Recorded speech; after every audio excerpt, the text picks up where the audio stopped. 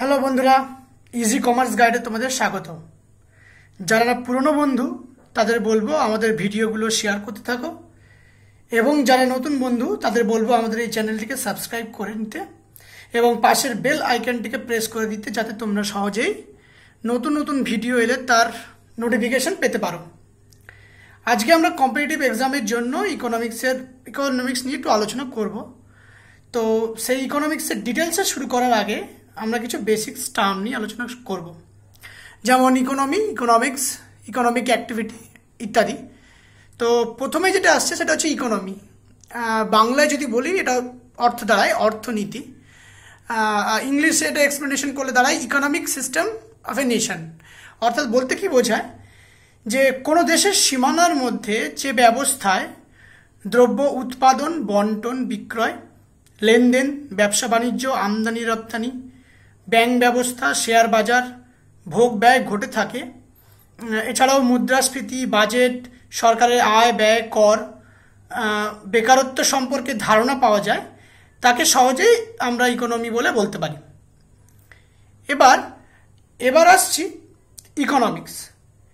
যদি ইকোনমিক্সটাকে বাংলা করি তার অর্থ দাঁড়ায় অর্থশাস্ত্র কিংবা অর্থবিদ্যা। এক্সপ্লেন করলে দাঁড়ায় the science of production and distribution of wealth. Science কেন? এটা একটা বিজ্ঞান, সামাজিক বিজ্ঞান, যেখানে দ্রব্য বা সেবার উৎপাদন হয় এবং সম্পদের বন্টন সম্পর্কে আলোচনা করা হয়।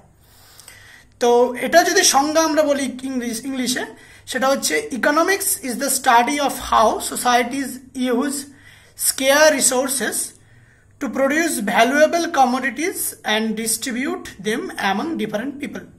অর্থাৎ বাংলায় যার মানে দাঁড়ায় যে বিষয়ের সাহায্যে কিভাবে একটি সমাজ দুর্লভ ব্যবহারযোগ্য সম্পদ থেকে মূল্যবান দ্রব্য বা সেবা উৎপাদন করে, বন্টন করে এবং ভোক্তারা কিভাবে তা ভোগ করে তা জানতে পারি, তাই হলো ইকোনমিক্স।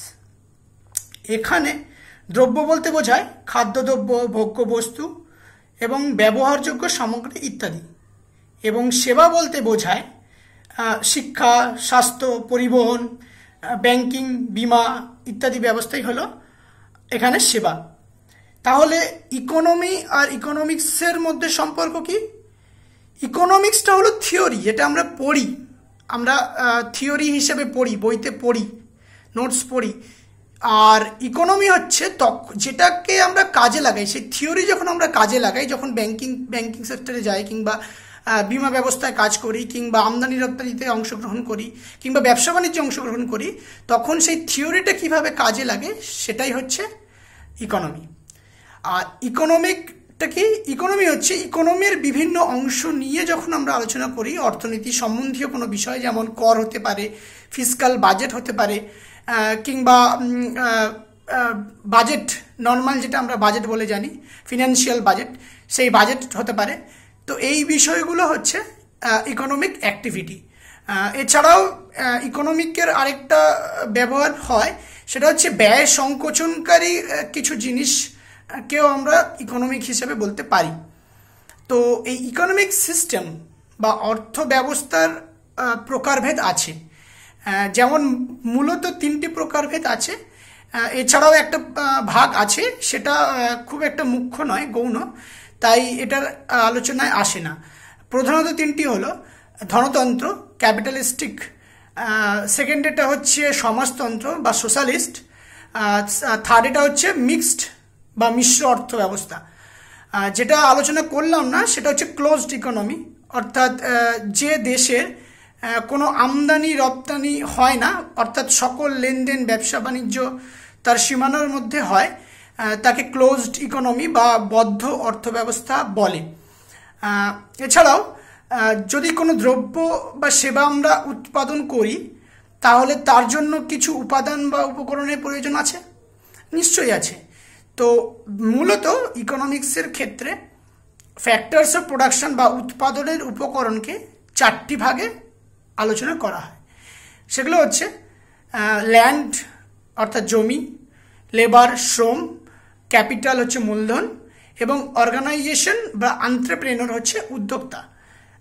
তাহলে দ্রব্য বা সেবা উৎপাদন করতে গেলে চারটেরই দরকার আমরা জানি।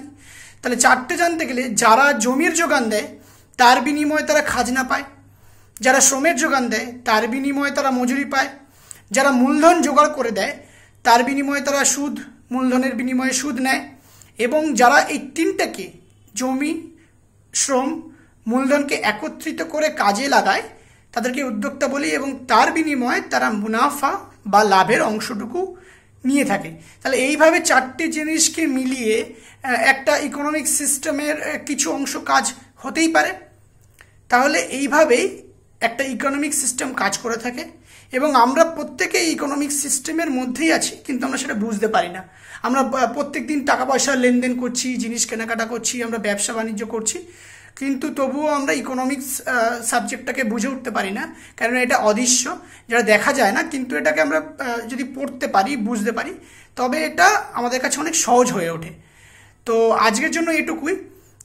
পরবর্তী ভিডিওয়ে আমরা অর্থ ব্যবস্থার যে প্রকারভেদ, ধনতন্ত্র, সমাজতন্ত্র, মিশ্র অর্থ ব্যবস্থা, এগুলো আরও ডিটেলসে আলোচনা করব। তো তোমাদের যদি আজকে এই ভিডিওটা ভালো লেগে থাকে তাহলে তোমরা লাইক, শেয়ার, সাবস্ক্রাইব করতে পারো, এবং কমেন্ট করতে ভুলো না। তোমাদের কমেন্টটাই আমাদের কাছে মূল্যবান।